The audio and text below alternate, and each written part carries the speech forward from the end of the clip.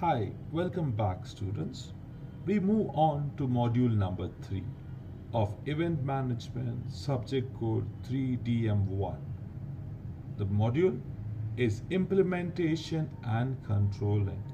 The previous module, that is module 2, we spoke about pre-event phase, that is all the things what you plan and do before the start of an event. And now, once that is done, this is when we move to the most crucial stage, that is implementation and controlling. This is when you actually execute the event. This is your professor, Mr. Don Prakash, SDM PG Center, Mangaluru. Let's go with the roadmap of this module. Roadmap here.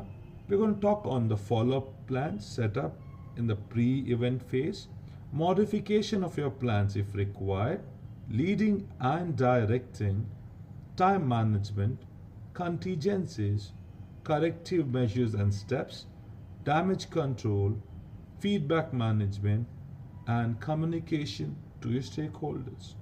Let's go to the first one. Follow the plan setup.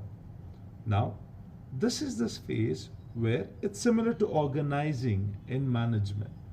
What has been planned need to be implemented stage wise, step by step. This is nothing but, in simple words, whatever you have planned in pre-event phase, that is module 2, what we discussed on, you need to apply in real and to make sure the event runs successfully. Of course, it may not always go as per plan. That is when contingency planning, plan B, plan C, and a lot of other aspects comes into play. So modification of the plans is what we spoke on. Since planning is continuous, changes could always take place. Act according to the need of the hour. Now this is when the more experienced event manager plans even for the contingencies, comes with not only plan B, plan C and plan D if required, understands where a thing could go possibly wrong, and keep up backup plans. And even in a case when he does not have backup plans, he should be in a position to use his experience, gut feeling, and all the possible aspects, including in networks, to get a modified plan to make sure the event objectives are fulfilled. If not, at least reach the next best or the nearest possible outcome to the objective. Leading and directing again comes over here too. So it plays again a vital role even in this phase. The presence of mind of the manager, the event manager, supervisor, his team members plays a crucial role. Instinctive decision making is required. Handling stress is very, very essential and keen. Timely management and time management is of ultimate importance. Bottom line is getting things done. So event management always goes hand in hand. That's why the word management follows the word event. That's why event management. Time management. Well, this is something which we need not discuss much, but it is of crucial importance. It's very important and crucial part during this phase. If managed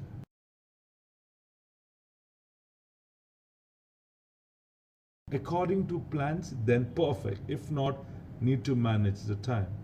Sudden changes of ideas or tasks may take place, again, which will impact time management. We need to be ahead or behind time. This becomes a challenge at times. So even if you're too ahead of time, it's a challenge. Even if you're running behind time, that's a bigger challenge.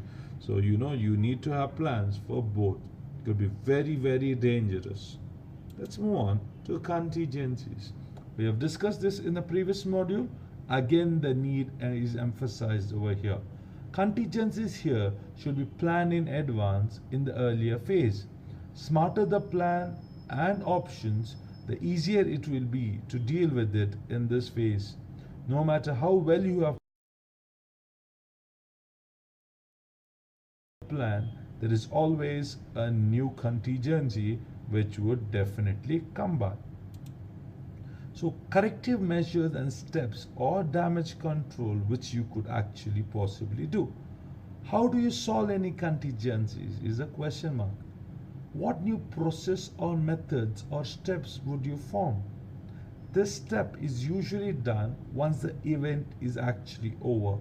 This is when you, as an event manager, need to not only handle it on the spot but make sure you remember, document it so that in the coming future events you should not repeat it, manage or get ways to handle such kind of contingencies which could come by. If we can take and correct it on the spot or do damage control, it will be ultimate. As I told you, at times need to take the blame. If at all you are responsible, you better own it up rather than passing the blame. And the final slide for this module, feedback management communication to the stakeholders. It usually does not occur, and if it does, it occurs once the event gets over.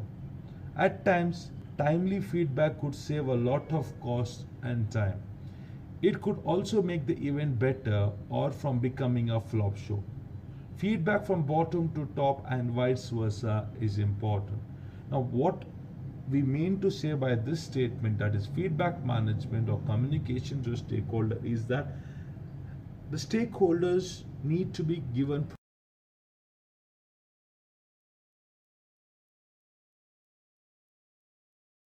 proper communication. It could be the owners of the event, the sponsors, the organizers, the clientele. It could be anyone. So usually if feedbacks are done post the event, that's nice. But after all, if we could give them timely information where we could correctively change certain things during an event also, we could actually be great, because you could limit the damage, or even you can actually make the event better. For example, if there is a shortage of food, you do not wait for the event to get over and say, oh, there was a shortage of food. During that time, you can just understand, oh, there is going to be a shortage of food. Inform the concerned authorities as what can be done. Can we get new budgets? Can we get new food? From where to get, and who's going to get it, how to get it, and all these aspects put together. So that's what we're trying to say about feedback management. So that's it. It's a small module, as I told, as we did a lot of deliberation in the class for the module 2, that is planning phase, where we have discussed a lot of these things. So that's it with module number 3. Let's meet in the module number 4 coming up next.